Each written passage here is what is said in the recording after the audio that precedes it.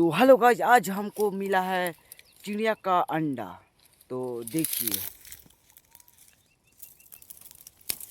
अभी इसको हम कुछ नहीं करेंगे। तो अगर आप चाहते हैं कि इसका फुल रिजल्ट पार्ट 2 चाहिए तो चैनल को सब्सक्राइब कर लीजिए, क्योंकि चैनल को सब्सक्राइब करेंगे तो आप तक ये वीडियो दूसरा पार्ट वाला पहुंच जाएगा। तो इसको अभी ये अंडा है, अभी बच्चा नहीं इसमें से निकला है। तो अगर चाहते हैं कि आप पार्ट 2 देखें तो सब्सक्राइब कर लीजिए। मिलते हैं पार्ट 2 में।